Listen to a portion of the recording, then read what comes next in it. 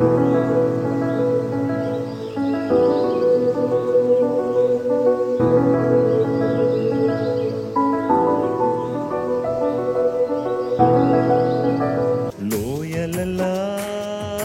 పూడ్చబడాలి, కొండలు కోనలు కదలిపోవాలి, వక్ర మార్గము సక్రమవ్వాలి, కరుకు మార్గం రుముపవ్వాలి. రాజు వస్తున్నాడు ఆయతమౌదాం, రాజు వస్తున్నాడు ఆయతమౌదాం, యేసు వస్తున్నాడు ఎదురు వెళ్ళుదాం, యేసు వస్తున్నాడు ఎదురు వెళ్ళుదాం. లోయలలా పూడ్చబడాలి, కొండలు కోనలు కదలిపోవాలి, వక్ర మార్గము సక్రమవ్వాలి, కరుకు మార్గం నునుపోవాలి. యేసుక్రీస్తు ప్రశస్త నామములో మా ప్రియులందరికీ శుభాలు. దేవుని వాక్యంలో నుంచి మార్కు సువార్తను మనం ధ్యానం చేయబోతున్నాం.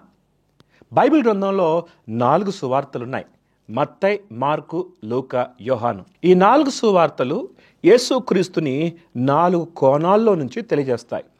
మత్తయి యేసుక్రీస్తు యూదులకు రాజని, అది యూదుల కొరకు ఎక్కువగా రాయబడినట్లుగా మనం చూస్తాం. అలాగే మార్కు సువార్త యేసుక్రీస్తు దాసునిగా వచ్చాడని, ముఖ్యంగా రోమీలకు మార్కు సువార్త రాశాడు. మూడవది లూకా సువార్త, ఇది ముఖ్యంగా గ్రీకుల కొరకు రాశాడు. యేసు ప్రభు మనుష్య కుమారుడని లూకా సువార్త ఎక్కువ తెలియజేస్తుంది.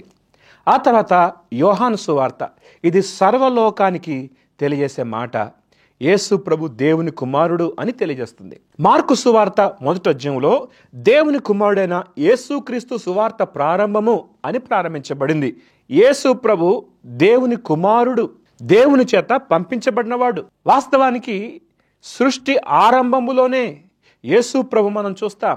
ఆదికాండ మొదటి అధ్యాయంలోనే దేవుడు మన స్వరూపమున మన పోలిక చొప్పున నరులను చేయుదుము అనే వచనంలోనే యేసుక్రీస్తు మనకు కనబడతాడు. యేసుక్రీస్తు గురించి మొట్టమొదటి ప్రవచనం ఆదికాండము 3వ అధ్యాయంలోనే మనం చూస్తాం. ఆయన భూమి మీద రావటం వలన ఆయన కుమారుడిగా పిలువబడ్డాడు. ఆయన శక్తి సామర్థ్యాలు ఏది తక్కువ కాదు. తండ్రి అనే దేవుడు, కుమారుడని యేసుక్రీస్తు, పరిశుద్ధాత్మ దేవుడు, వారు ఒకటే. యేసు అనే మాటకి రక్షకుడని, క్రీస్తు అనే మాటకు అభిషక్తుడని అర్థం. సువార్త దేవుని నుండి మానవులకి అందింది. ఈ సువార్త మానవ జాతిని రక్షిస్తుంది. సువార్త దేవుని శక్తి ఉందని అపోస్తలుడైన పౌలు రోమా పత్రికలో తెలియజేస్తాడు. ఎంత ఘోర పాపినైనా రక్షించుటకు శక్తి కలిగింది దేవుని సువార్త. ఆ సువార్త ఎలా పరిచయం చేస్తున్నాడో మనం చూస్తున్నాం. ఈ గ్రంథాన్ని రాసింది మార్కు. ఈయనకి ఇంగ్లీష్లో జాన్ మార్క్ అనే పేరు మనం చూస్తాం. ఈ జాన్ మార్క్ యేసుక్రీస్తు శిష్యులలో ఉన్నవాడు కాదు. ఇతన్ని దేవుని దగ్గరికి నడిపించింది ఎవరు అంటే యేసుక్రీస్తు శిష్యులలో ఉన్న అపోస్తలుడైన పేతురు. బైబిల్ గ్రంథంలో పేతురు యొక్క కుమారుడిగా నా కుమారుడు అని జాన్ మార్క్ గురించి చెప్పబడినట్లుగా చూస్తాం. ఒక వచనాన్ని మనం చూద్దాం. మొదటి పేతురు పత్రిక 5వ అధ్యాయము 13వ వచనంలో మనం గమనిస్తే, నా కుమారుడైన మార్కును మీకు వందనాలు చెప్పుచున్నాడు అన్న మాట మనం చూస్తాం. పేతురు నుంచి ఫస్ట్ హ్యాండ్ గాస్పుల్ని ఈ మార్కు పొందినట్లుగా మనం గమనిస్తాం. అనేక అనుభవాలు పేతురు గారి ద్వారా తెలుసుకొని ఈ చక్కని సువార్తను మార్క్ గారు రాశారు. బర్నబాకి ఇతడు సమీప బంధువుడు అని కూడా బైబిల్లో మనం చూస్తాం. ఒకప్పుడు నిరాశ చెందాడు. ఇంక నేను దేవుని సేవ చేయను అనుకొని వెనక్కి వెళ్ళిపోయినవాడు మరలా పేతురు ద్వారా ప్రోత్సహించబడి దేవుని సేవలో నిలిచినవాడు. ఇతడు ప్రభువు కొరకు గొప్ప పరిచర్య చేశాడు. ఇతడు రోమీల కొరకు ఒక చక్కని సువార్త రాశాడు. ఈ సువార్త కేవలం రోమీలకు పరిమితం కాలేదు, మన బైబిల్ గ్రంథంలో కూడా ఆ గ్రంథము చోటు చేసుకున్నట్లుగా గమనిస్తాం. మార్కు సువార్త చదువుతున్నప్పుడు యేసుక్రీస్తు దాసుని స్వరూపిగా ఎలాగొచ్చాడో చాలా స్పష్టంగా మనం తెలుసుకుంటాం. సరే, ఇప్పుడు మనం ముందుకు సాగుదాం. ఇదిగో నా దూతను నీకు ముందుగా పంపుచున్నాను, అతడు నీ మార్గమును సిద్ధపరచును. ఎవరి దూత? ఈ దూత బాప్తిసమిచ్చే యోహాను గురించి చెప్పబడిన మాట. ఈ యోహాను గురించి యెషయా గ్రంథంలోను, మలాకి గ్రంథంలోను, మత్తయి, మార్కు, లూకా, యోహాను ఈ సువార్తల్లో కూడా యోహాను భక్తుడి గురించి రాయబడింది. బాప్తిసమిచ్చే యోహాను, యేసు ప్రభు శిష్యుడని యోహాను ఒకటి కాదు, వీరిద్దరు వేరువేరు. యేసు క్రీస్తు కన్నా 6 నెలల పెద్ద ఈ బాప్తిసమిచ్చే యోహాను. ఈ యోహాను యొక్క పరిచర్య గురించి లేఖనాల్లో ముందుగా చెప్పబడింది. బైబిల్లో యోహాను గురించి ఏం చెప్పబడిందంటే, ప్రభువు మార్గమును సిద్ధపరచుడి, ఆయన త్రోవను సరళము చేయడని అరణ్యములో కేకవేయు ఒకని శబ్దము అనే ప్రవక్త అయిన యెషయా చేత వ్రాయబడినట్లు బాప్తిసమిచ్చే యోహాను అరణ్యములో ఉండి పాపక్షమాపణ నిమిత్తము మారుమనసు విషయమైన బాప్తిసము ప్రకటించుచు వచ్చెను. బాప్తిసమిచ్చే యోహాను పరిచర్య ఏంటంటే, ప్రభువు కొరకు మార్గము సిద్ధపరచటం. ఎలా సిద్ధపరుస్తున్నాడో లూకా సువార్తలో స్పష్టంగా మనం చూస్తాం. లూకా సువార్త 3:3 నుంచి, అంతటా అతడు వచ్చి పాపక్షమాపణ నిమిత్తము మారుమనసు విషయమై బాప్తిసం పొందవలనని యోర్దాను నది ప్రదేశమందంతటా ప్రకటించుచుండెను. ప్రభు మార్గము సిద్ధపరచుడి, ఆయన త్రోవలను సరళము చేయుడి, ప్రతి పల్లము పూడ్చబడును. ఈ మాటలు గమనించండి.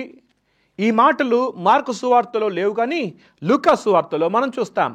ప్రభువు మార్గం ఎలా సిద్ధపరచాలి అంటే, ప్రతి పల్లము పూడ్చబడాలి. పల్లము అంటే ప్రతి దిగువ స్థలం. కొంతమంది తమను తాము చాలా బలహీనులుగా ఎంచుకుంటారు, తమను తాము కృంగిపోయిన స్థితిలో ఉంటారు. ఇలాంటి వారి కొరకు దేవుని సువార్త రావాలి అంటే ప్రతి పల్లము పూడ్చబడాలి. ప్రతి కొండ మెట్టయు పల్లము చేయబడును. ఈ కొండ, ఈ మెట్ట గర్వాన్ని, అతిశయాన్ని సూచిస్తున్నట్లుగా మనం చూస్తున్నాం. కొంతమంది చాలా కృంగిన వారు ఉన్నారు, కొంతమంది గర్వించిన వారు ఉన్నారు. కృంగిన వారు పూడ్చబడాలి అంటే దాని అర్థం, కృంగిన స్థితిలో ఉన్నవారు వారు ఎత్తబడాలి. ఆ తర్వాత గర్వముతో ఉన్నవారు, కొండలాగా మెట్టలాగా ఉన్నవారు, అది సదును చేయబడాలి. వంకర మార్గములన్నీ తిన్ననివ్వాలి. వంకర జీవితాలతో ఉన్నవారు సరి చేయబడాలి. కరుకు మార్గములు నునుపవ్వాలి. ఇవి మనుషుల జీవితాలను సూచిస్తుంది. యోహాను భక్తుడు తన ప్రసంగము ద్వారా అనేక మంది జీవితాల్ని దేవుని తట్టు తిప్పుతున్నాడు. ఆయన ప్రసంగం విని సుంకర్లు మారుమనసు పొందుతున్నారు. ఆయన ప్రసంగం విని వేశ్యలు బ్రతుకులు మార్చుకుంటున్నారు, దొంగలు మార్చబడుతున్నారు, భయంకరమైన జీవితాలు బాగు చేయబడుతున్నాయి. ఏమండి, నీ జీవితంలోకి యేసుప్రభు వచ్చాడా? ఇలా యోహాను అరణ్యములో కేకవేయు శబ్దముగా ఉండి ప్రభువు కొరకు మార్గం సిద్ధపరుస్తున్నాడు. ఆయన ప్రసంగం విని చాలామంది రక్షణలోకి వస్తున్నట్లుగా, మారుమనసు పొందుతున్నట్లుగా మనం గమనిస్తాం. అంతటా యూదయ దేశస్థులందరూ, యెరూషలేము వారందరూ బయలుదేరి అతని యొద్దకు వచ్చి తమ పాపములు ఒప్పుకొనుచు యోర్దాను నదిలో అతని చేత బాప్తిసం పొందుచుండిరి. యోహాను చూడటానికి చాలా సామాన్యమైన వాడు. అతడు ఒంటె రోమముల వస్త్రమును మొల చుట్టూ తోలుదట్టి ధరించుకున్నాడు. అడవి తేనెను మిడతలు తినేవాడు. చాలా సామాన్యమైన వాడు. అరణ్యములో ఉన్నాడు. ఆయన మాట్లాడుతుంటే ప్రజలు తండోపతండాలుగా అరణ్యానికి కదిలొచ్చేవారు. దేవుని సేవకుడు దేవుని ఆత్మతో నింపబడి వాక్యాన్ని ప్రకటిస్తున్నప్పుడు ప్రజలు తండోపతండాలుగా కదిలొచ్చినట్లుగా మనం గమనిస్తున్నాం. దేవుని వాక్యము యోహాను గారి ద్వారా ప్రకటించబడుతుంది. ఈ మాటలు వినేసరికి ప్రజల హృదయాల్లో పశ్చాత్తాపముతో ప్రభు తట్టు తిరిగినట్లుగా మనం గమనిస్తాం.